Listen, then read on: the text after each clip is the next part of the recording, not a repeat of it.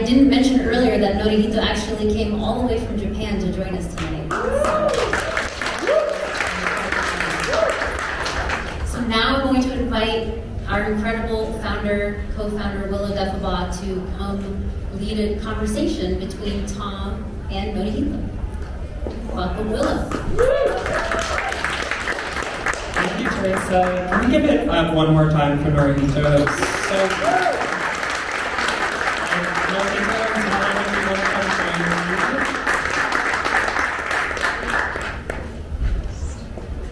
Do we have another mic, Michelle?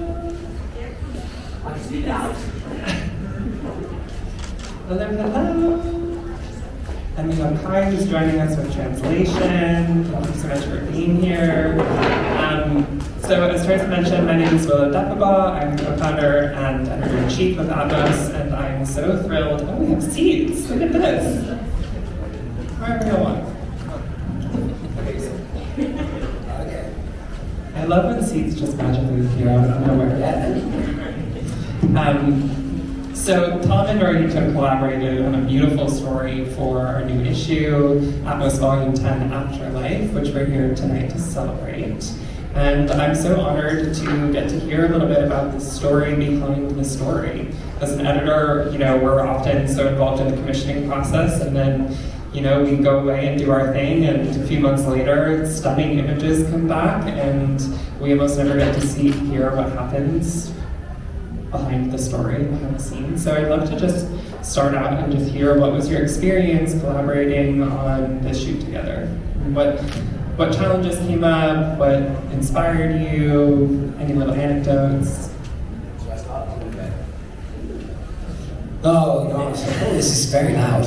I don't know, I guess, I wanted to photograph Butoh for 5 years, and it's been a very long process, and we met through a friend of ours, and you brought together the most amazing group of dancers. We went to shoot an island called Oshima Island, which is a 3-hour ferry. Sorry, my bad translation, my bad. And we spent 2 days on the island together. Very, very stormy weather. On the first day, like we've been having here. I know, right? On the first day, it was basically typhoon, so we had to stay inside the hotel for the whole day, in a tiny little room. But actually, it was really nice. I think for kind of getting to know each other and kind of be able to craft these images. Normally I shoot outside in nature, and so that kind of being in that room was kind of great. And that's actually where the cover image came from. I don't know, what else?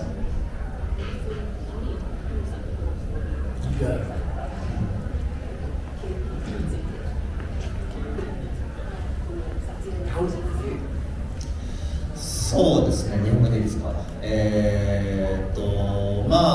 台風が来てたりとか、もう撮影の、スケジュールがもう、初日からそんなうまくいかなかったんで、即興で、コミュニケーション取りながら、即興でこれいいね、じゃあこうしようっていうのの、もう本当なんかコミュニケーションと即興力っていうか、計算で、僕らいつも通りの白塗りをしてるっていうのとかも撮っていただいて、マガジンの中にも載ってると思うんですけど、もう本当に即興力でした。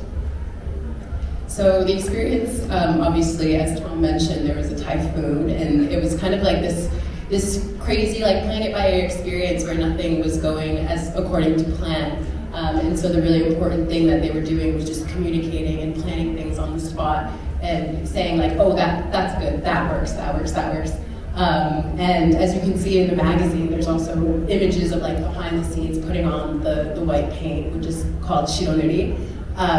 And it was that ability to improv and kind of work on the spot is like the highlight of this experience. I guess, so we spent that one day in this tiny hotel room, and then the next day the kind of weather broke, and we went up into this amazing volcanic kind of landscape, and there was still incredibly like strong winds, and you guys were getting hit by this sand, and but there was a lot of improvisation, I think, a lot of feeling behind everything you were doing. It was beautiful to watch. Sounds like a true creative dance. That was. So Tom, what's on your mind when you set out to photograph a story like this, particularly one that's 5 years in the making? I don't know. I mean, I guess what I was attracted with Butoh is kind of this intense motion and expression and yeah, I mean the improvisation, but yeah, I don't know. I mean, I guess I had lots of ideas in my head of what I wanted to kind of portray, but a lot of it was just kind of the feeling, the communication, wasn't it? But yeah, I mean, I've seen Butoh. Some of my favourite photographers have shot Butoh in the past. It's all this black and white, and we wanted to kind of even though the video is black and white, but the stills are very much vivid colour. I think we wanted to show it in a kind of I wanted to show it in a kind of new way. I think I love seeing the kind of in between moments of you guys eating ice creams and kind of having fun, as well as these kind of improvised moments. I think that was kind of what really came out in the story, which I loved. And Norihito, can you share a bit about what Butoh means to you in your history with the practice?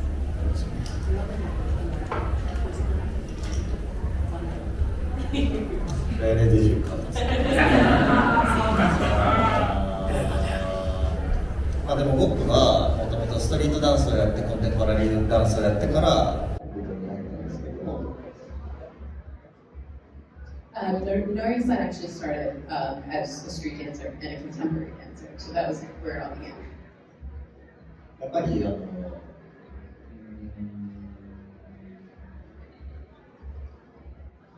日本の伝統芸能では舞踏もないんですが、やっぱり西洋のダンスとは違ってテクニックから入らないというか、表現すること、それを理解してほしいわけではないんですが、表現する型とか情景とか設定がいろいろあって、その中にどんだけ同じ質感を作れるかっていうので始まったりするので、やっぱものすごく日本的であるっていう部分は日本人である時から知ったらやっぱ価値のある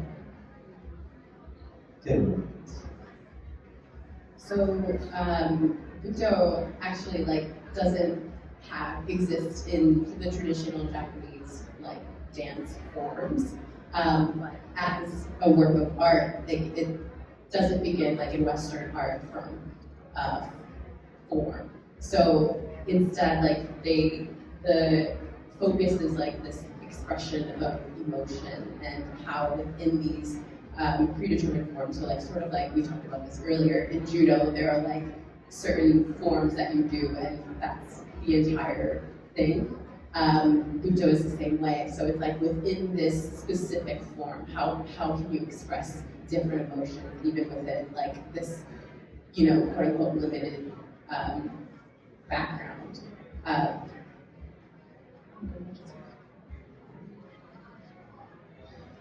あとは、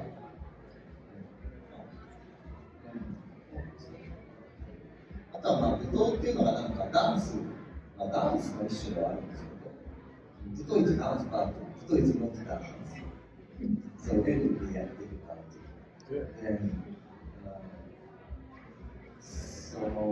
っぱりアートっていう全般のものに近いというか、絵画でも武将とか抽象とかありますけど、身体の表現のとしての時には全て抽象になるので、ストーリーがあるわけでもないし、表現としては抽象になるんだけども、情景を見せれる、なぜならスキンヘッドに白塗りっていう異形になるというか、っていうものになってる、人間じゃないものになってるから見えるからこそ、想像力を引き立ててるっていうのが部分だと思うので、そういう部分は絵画とか映像作品とか物語もないものだけど、そういうもので自由、受け取り側の自由な表現っていうものを提供できる。Contrary to like a painting or a story, Butoh is more so about abstraction, and that's kind of what happens when you paint yourself white or when you don't have hair. Like the message or the images or the genders, or all of those things are abstracted, and so.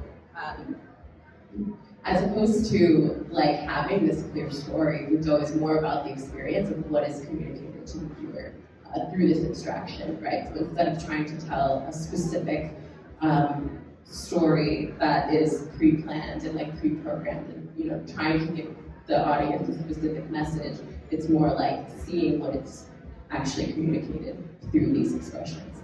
And something I didn't translate before was Norihito believes that that's kind of a really core, at its core, Japanese kind of way of being, and that in itself has value. And as Teresa mentioned, Butoh was also born in a moment of political turmoil and cultural transition. So what relevancy or almost want to say lessons do you feel it carries forward today?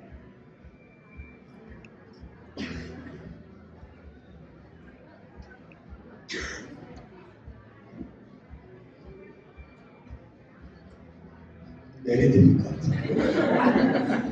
I love a difficult question.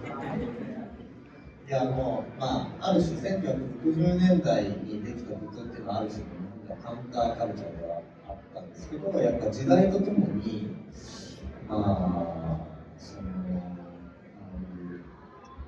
日本の場合はアンダーグラウンド演劇っていうものがあって、徐々にエンターテインメントを、テレビだったりとかエンターテインメントっていうのが右肩上がりな分、そのギャップが作られていたんですね。So Butoh began in the 1960s as kind of a countercultural movement and a really underground scene, and that kind of difference has continued as things like TV and other mass media proliferates. It's kind of this widening gap.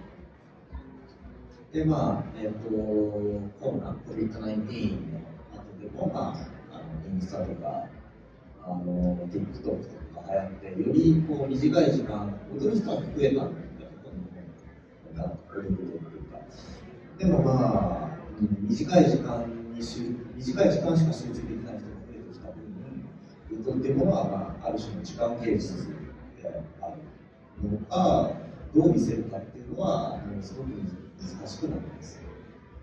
So in things like the pandemic, this mass media only increased and people turned to things like Instagram and TikTok, and the ability to kind of focus on things for a long time, that's kind of disappearing. But Butoh, in contrast to that, is an art of time and sitting with time.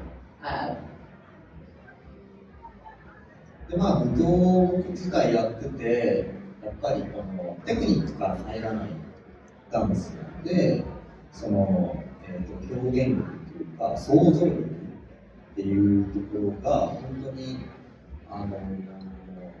日常から逸脱するというか、その枠からさらに外のクリエーションというか、想像しないとなかなか舞踏の型、振り付けを作れないっていうのがあるので、そういうものは子供とか、大人でもそうなんですけど、想像力を豊かにするっていう部分ではものすごく力を持っているのだと思います。So again, like Western art or Western dance, Butoh doesn't begin from technique.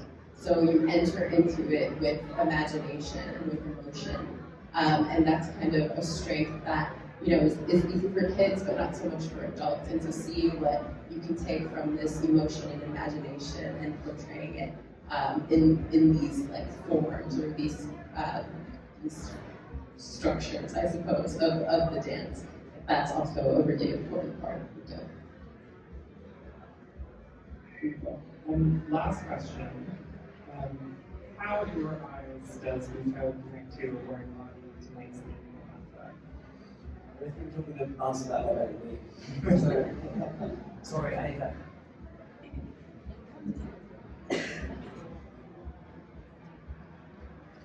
いやー、難しいですね。なんか人によって宗教観もあるのであれなんですけど、ないですよ。アフターライフね。でもまあ僕は、まあ、舞踏っていうもの自体が、まあ結構生と死に直結する振り付けの病気だったりとか、生きてるとかっていうことだったりとか、まあここが病になってるとかっていうことにもともと結構直結してる部分はあるんですけど、So that's, afterlife. The concept of afterlife is difficult because, between people there's different beliefs and different religions. But Butoh itself is something that Nori thinks has this real connection to life and death. And, you can show that you are sick by the way that you express it in your body. で、5年前に、母が亡くなりましたね。で、まあ、その母が亡くなった時に、まあ、妻が、長男を妊娠しているのがあって、まあ、日本でいうお通夜葬式、結婚式が3日連続だったんですよ。っていうなんかこう生と死の循環を感じてからは、まあ、僕自身より生と死っていう生きるって何ぞや死ぬって何ぞやっていう、作品を、結構取り組むようになりました。So Norihito lost his mother 5 years ago to cancer, and at the same time his wife was pregnant and had just given birth to his first son. And so in that cycle, that crazy cycle of visitation, funeral, and then this wedding, given that kind of spiral of life and death, Nori began to incorporate those themes more deeply into this work and kind of question this idea of what does it mean to live.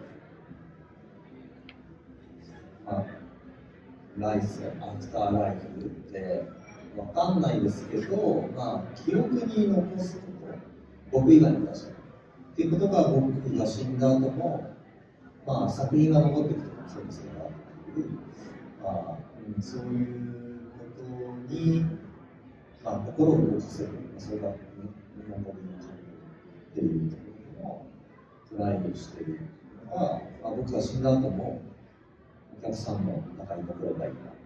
あとは僕のカンパニーメンバーとかも僕の振り付けとか、まあ、マインド、メソッドをこう引き継いでいくっていうのがアフターライフですよね。So, obviously we don't know what happens in the afterlife, but nobody talks about afterlife as a memory. And so this attempt to be remembered and have these parts of him remembered after he passes away. So whether that's in the dance moves or in the emotion that he's expressed to people, or even in the moves that the company, the choreography that his company learns and takes on, that attempt to continue to exist through memory, that's really what gets him working to move people, to become memories to those people.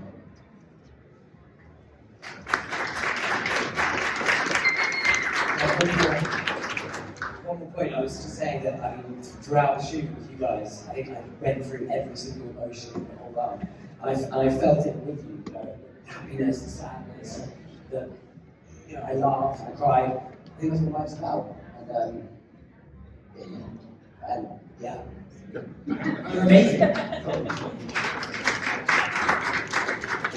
Well, thank you all so much. Thank you everyone for being here tonight. We are going to be continuing on with the festivities. More folks will be joining us in a moment. There'll be another dance performance in a little while.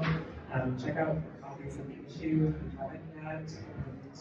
All the drink maybe. Good job, everyone. Thank you so much.